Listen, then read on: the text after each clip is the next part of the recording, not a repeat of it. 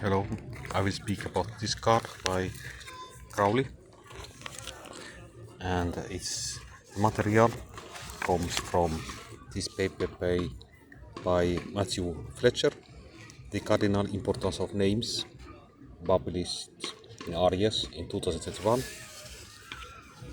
and I will read what Fletcher says about Trump 8 card. Augustine, the Church Father Augustine, paraphrasing Cicero, defines justice as a habit of the soul which, with proper regard for the common welfare, renders to each man his own desert. The medieval theologians linked it to the ideas of mercy, compassion and charity. Writing to Simplicianus, Ambrose notes, "Whoever can say I was an eye to the blind, a foot to the lame, the father of the poor, his limbs are limbs of justice." The concepts of mercy, compassion and charity are roundly rejected by Crowley. In Magic Without Tears, writing of selfishness, the antithesis of these concepts, he comments how, in a way, the whole structure of the ethics of Thelema is founded upon it. Selfishness. Selfishness. Today, I'm sitting on the island of Salamis.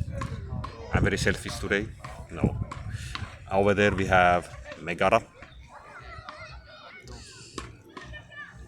Let's continue. He contrasts this with what he terms unselfishness, linking the latter to democracy, on which he scathingly comments, "This imbecile and nauseating cult of weakness. Democracy, some call it, is utterly false and vile."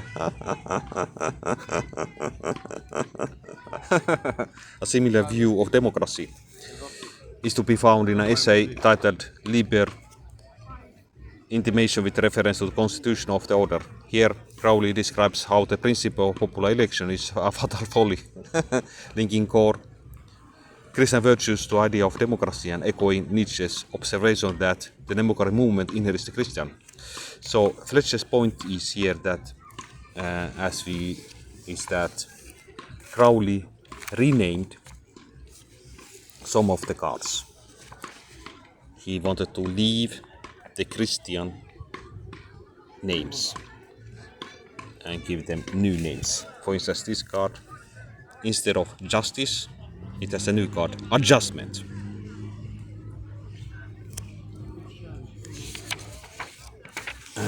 And here we have the card in black and white.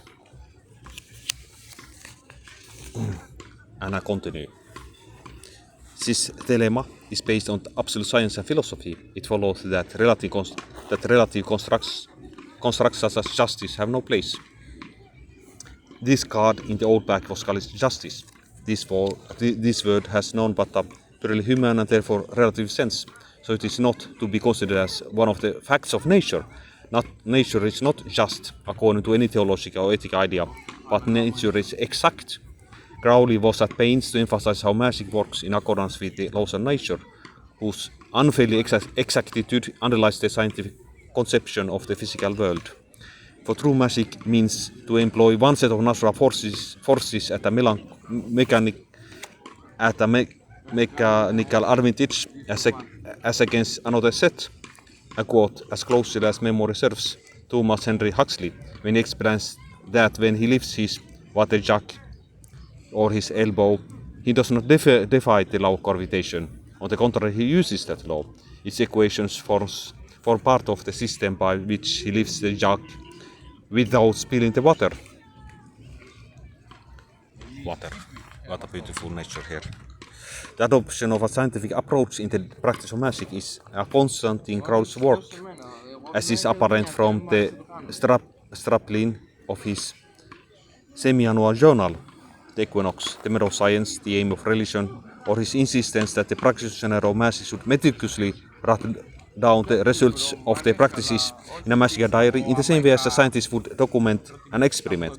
Although Crowley's card echoes traditional depictions of justice in the tarot, the sword and the scale is clearly recognizable.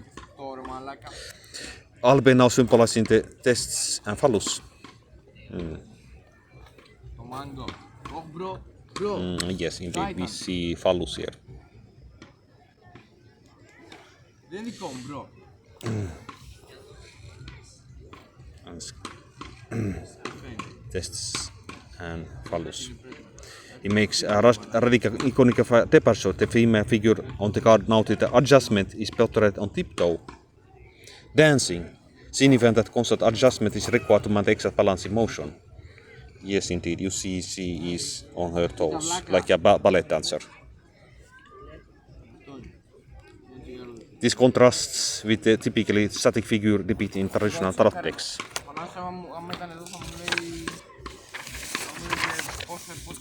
Page 109. Further, Crowley introduced the idea of fictional representation, identified the female figure wearing a domino mask as the Commedia dell'arte figure Harlequin. Indeed.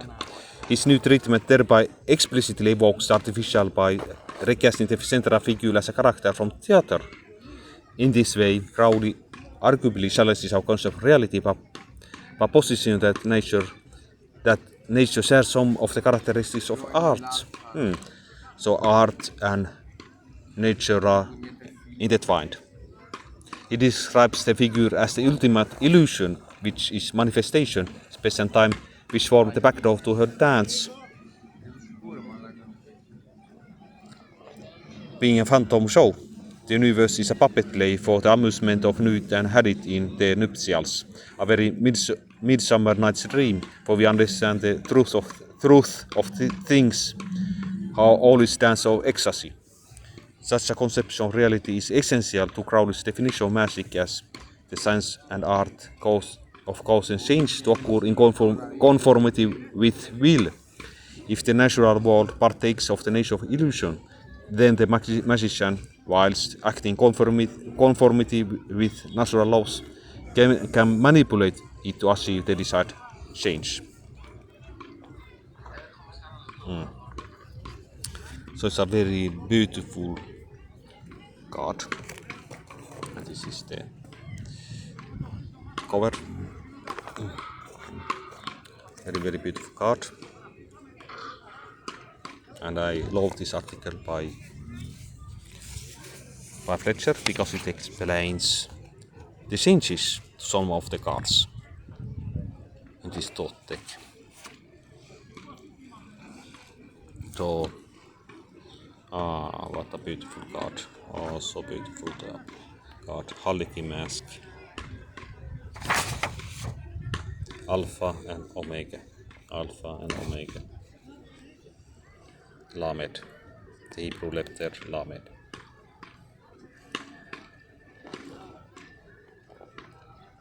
And this is the scale.